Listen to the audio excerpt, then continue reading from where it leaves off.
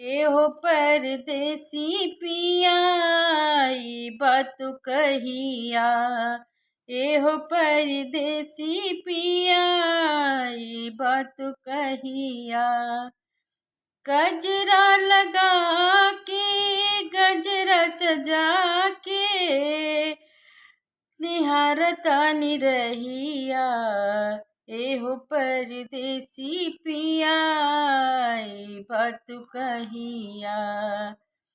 पपिहा परान भइल पिया पिया कही के कटलो से रात अब अकेल नहीं कटे।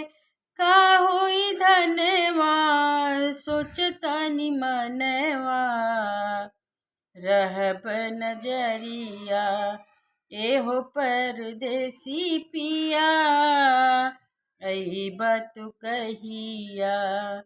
एहो परदेसी पिया ई बात कहिया।